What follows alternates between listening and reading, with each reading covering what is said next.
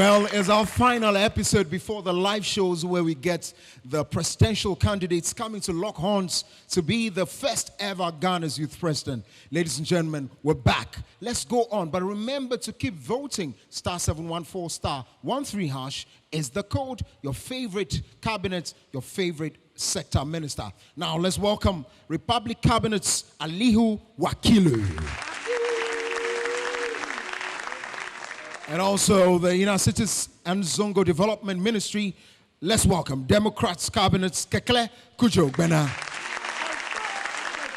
And so Wakilu, if you're ready, and also Kekle, if you're ready, let me start off with you. Wakilu, 6 minutes, your manifesto ideas. Madam Speaker, honorable judges, colleagues, good afternoon. My name is Aliu Wakilu, the Minister of Inner Cities and Zongo Development for the Republic Cabinet. In all modesty, I reach out to and extend a hand of felicitations to the patriotic members of YLP who have by virtue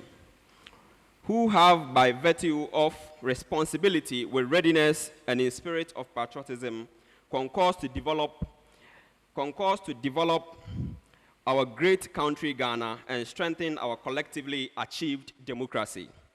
In all humility, do also acknowledge the presence of the Right Honorable Speaker of Parliament, who has ceaselessly and objectively led the scheme in our shared objective to mentor and raise a new generation of competent leaders with the requisite skills for self-development. Today, I, Aliu Wakilu, a proud citizen of the greater Zongo Empire, a conglomerate of Zongo, a prominent dweller of the community united under Akwetia Saddam's precisely. Zongo, yes, Zongo, the people, a community united under a sense of belongingness where its people are forever bound by love and share common code of kindness among themselves. Aside contributing extensive resources to the well-being of Mother Ghana, Zongo communities also represent such a strong and undeniable voice in the political landscape of the country. Of course, this is a sincere reason why the two major political parties of our country have had special wings that seek to mobilize Zongo dwellers. The political battle of supremacy in the Zongo communities has compelled the ruling government to curb a unique ministry solely in charge of their development. As expected, the YLP has duly recognized the importance and necessity of this move. I do in utmost sincerity present myself as a special candidate for this all-important ministry in the presidential cabinet to champion, help formulate, and carefully implement policies and programs to deal with the special needs of our Zongo communities. Leadership, ladies and gentlemen. Madam Speaker, my interest in this position is compelled by my knowledge in the establishment of our Zongo communities, our relations, and more importantly, our needs. I believe I am the best candidate to hold the position of Minister in charge of Zongo development. My interest in this portfolio is entrenched in by my desire to ensure that our indigenes are empowered through coordinated programs of economic and social development policies. I wish to serve a conduit to prosperous, inclusive, and sustainable transformation of our Zongo communities. In achieving this, Madam Speaker, I humbly present to the House the Zongo on the Move agenda, which is presented in 4 thematic areas below. 1, Zongo Startup Fund and Business Development. 2, Zongo Livestock Enterprise. 3, Zongo to the World of IT. And 4, One Zongo, One Sports Academy. Madam Speaker, when we look into the Zongos very carefully, we realize that there are so many problems. My people, the Zongo people, needs help. That is why I appear before you, Madam Speaker, this afternoon to put up my policy document that will, in a way, solve the problems in Zongo.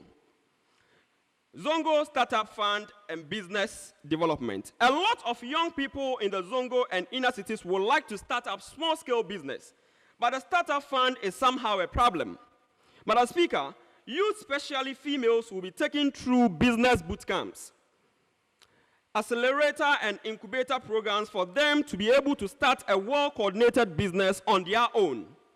There will be grants or flexible loans to support people with viable business ideas. Madam Speaker, those on the loan scheme will be given up to 4 years to complete their repayment. A business that takes up the loan will be monitored whether they have used the money to scale up or otherwise. Madam Speaker, Zongo Livestock Enterprise. Despite the success Ghana has made in sector of agriculture, there are considerably gaps that need to be bridged. Key among the gaps is our inability as a nation to meet our local demand for livestock such as sheep and cattle. Over the years, Madam Speaker, we have been relying heavily on the importation of sheep, goats, and cattle from Burkina Faso and other neighboring countries. When given the nod, Madam Speaker, I will work intensely or tirelessly to engage the Zongo youth in setting up a large-scale livestock farming enterprise in strategic areas of the country where there is a sure bet of success. The short-term goal for these enterprises will be to neutralize the deficit in our local demand for livestock. Products in Ghana. Various skill training will be organized for the youth in the meat business on how to package the meat under hygienic conditions, unlike the current practices. Madam Speaker, the Zongo to the world of IT. Madam Speaker, I am a product of IT, and I teach IT. That is information communication technology. And I have realized that the people and the youth living in the Zongos have knowledge of IT. But how did they use it? That is the cyber crimes, what we call Sakawa. So this particular policy, the Zongo to the world of IT, here efforts will be made to rechannel the focus and attention of the youth in various Zongo communities. Thank you very much, Alihu Wakilu. And now to Democrats Cabinet, Kekle Kujo Bena. Madam Speaker, panel of judges, honorable members, ladies and gentlemen, I deem this moment a great privilege to stand before you as a Minister of Inner Cities and Zongo Development under the unbeatable cabinet to share my idea of community change to shape this country for a better purpose. Madam Speaker, it's been clearly shown that the effort being portrayed by previous ministers of parliament are not being kept to waste, but rather they are working around the clock to see to it that the glory of this country shines not only in the faces of citizens of this country, but in the world at large. I would like to take this opportunity to acknowledge the effort being portrayed by these previous ministers. Madam Speaker, from today's section, I would like to fish out some problems which I and my team have discovered, and we are looking forward to give out solutions to solve these problems. To begin with, Madam Speaker, it's been clearly known that the establishment of drainage systems has not been denied to the people during the tenure of other governments, but yet the situation of flood after rain and creating waterlogged areas in towns are still manifesting out of nowhere, leading to the destruction of lives and properties. From recent broadcasts, a situation of lives being lost is made clear to the people of the country. Heavy rain began during the late hours of 8 June, with a wide area of capital flooded soon after. The National Disaster Management, NADMO, speaking on television said one person died in the Adauna area of the city. The search for 2 missing people continues. Military personnel and NADMO have rescued at least 20 people trapped in this flood. Again, Madam Speaker, a current situation which occurred 2020 again led to the removal of a bridge due to a flooding of a gutter. Madam Speaker, due to all these situations, I would like to pour out certain solutions that would help battle this crisis we usually face every day. Moreover, there are situations which are being faced in certain communities, whereas when there is a lack of tap, people are not able to afford to pay for water to get to bath during lockdowns of taps. So I would like to take this opportunity to set a policy which will give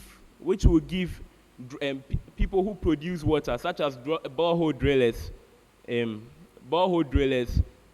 pipe connections into towns like the Zongo communities to provide water bodies to enable them to get access to water. Again, I would also like to battle the situation I read earlier. I would like to inform the assemblymen of the town, in the assemblymen of the Zongo towns, that they should gather their people, put them together, and organize a cleanup session to help remove choke gutters and improve on drainage system to enable water to flow through them. In my term of government, if given the opportunity, I would like to develop street lights to help reduce the situation of theft, armed robbery, and killing of innocent people along the way during the night. This has really been a serious situation. From previous encounters, we've had situations where girls were kidnapped, and it took long for the law enforcement group to find these people. I would like to also urge that if given this position, I would establish police sectors in each Zongo community to enable them look for people, to enable them secure security amongst the people. Also, pertaining to education, I would like to educate families who hadn't had a chance to be educated previously, to give their children motivation, to enable their children pursue school as a course that would enable them to have a brighter future. This is because some parents who haven't had the idea of education usually criticize their children, leading them to look down upon themselves and seeing education as a hindrance for their future. I'll take this as an opportunity to refurnish infrastructures in schools, also produce textbooks to enable education get much effective to the community at large. Again, in settlement, I would also make sure that I would also make sure to collaborate with the streets I would also make sure that streets in the community are developed, potholes are recreated back to their former state, and make sure that everything gets to its former state in the community. Again, the pilgrimage of Muslims is at a cost of 4,500, but government sees to it that the reduction of 24,000% is being paid by them. I'll see to talk with them to take away that policy and rather make that policy a policy change, which they would have to pay for their flights, and when they come back, the money which is supposed to be meant for the payment of their reduction of flights should rather be used to develop vocational and technical institutions to help train the people in acquiring skills such as sewing. All right, Kekle, thank you very much.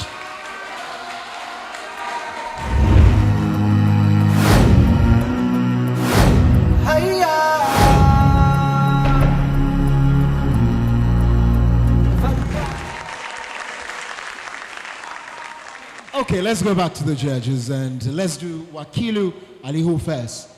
Mr. Jignesh. Your policies, your problem statement, your objectives, your addressing to all the problem statements are completely perfect. They all fall in line with the new and vibrant initiatives like the Zongo Livestock Enterprise, the Zongo IT Community, the Zongo Startup Fund and Business Development. So what are the revenue generating models or programs that you have in mind or you have in place to offer to the youth? The programs I have in mind to offer to the youth. Yes. When it comes to the point I stated, see, the last point I was going to state was about the sports academy. Because when you look at the Zongos, you realize that there are so many youths who don't have interest in formal education. What they do is they have interest in playing football. So when we have a sports academy in the Zongos, we get coaches and trainers to come and train them, not just the sport discipline, but also informal education, and that in a way will help reduce the vices we have in the communities. No. I have gone down to make some inquiries, and I have realized that the people over there have ideas. Somebody wants to make beads. Somebody wants to make fugu, that's a smoke. but the funding. So we are coming in to come and help them with the funding so that they will be able to achieve their aim. All right, Mr. Anand. Well, I think I like your policy statement. Thank you very much. And you want to also provide a fund for businesses. Sure. Are you not duplicating what is your policy is a duplicative one, or? Thank you very much, Madam Speaker. It is not a duplicative one. Already something like that is going on. But when you look into, we have a lot of Zongos in the country, but it is channeled on a particular part. So when we also bring this to also take, when you go to Kumasi and the northern part of the country, you realize that this policy has not reached them. Don't you think that our Zongo and inner city communities are already creative and doing what you are suggesting, but the issue is marketing? Sure, Madam Speaker, I made mention of also train them how to rebrand. It's all about branding. They already do. They have the smoke, they have the bees, but it's the branding. So that is why I mentioned branding. They will be trained on how to brand and package their stuff so that they can put it out to the world. Okay, now let's move on to Kekle Kujo Gwena. Let's start off with you, Mr. Anand. Yes, Kekle, I mean, straightforward, you have actionable plans, you know, the drain system, the water you spoke about, the street lights, then you talked about adult education. Now all this costs money. Where are you going to get your fundings from? Okay, so we have the Zongo Development Fund, and also I would also place a petition. I'll send a bill to government for it to be debated upon, and an establishment of a policy would be made for that. And also I would like to collaborate. I'll speak to the assemblymen and also enable them to collaborate with people who are able to fund certain situations to provide something. They'll name it after a policy called Kitwabi and Swa policy, so that they'll be able to fund for certain situations which are being faced in the Zongo community. Well, that's that. Let's have Mr. Jignesh Viradiana. Okay, I'm looking for 3 answers in my one question. So I want to understand the basic genesis of your Zongo ministry in terms of culture and heritage. Yeah, it's an overcrowded area. It's kind of similar to a slum, the Zongo area. What is the culture and heritage of Zongo community? I mean, it is... Point of correction, honorable member. Zongos are not slums. Okay, yes. Thank you. Noted. Okay, I'll revise on that and get back to you. I see. Any other? Well, he has to come back, so maybe... Well, we don't know when this is going to be a comeback, but hey, a round of applause. Well, you heard from them. If you know that they should accumulate points for their cabinets, ensure you do the needful. Star 714, star 13 hash for Kekle Kujo Gwena of the Democrat cabinets or Alihu Wakilu Republic cabinets. Ladies and gentlemen, we're going to take a break. When we come back, the very last person from Osajifo cabinets is on. Don't go nowhere.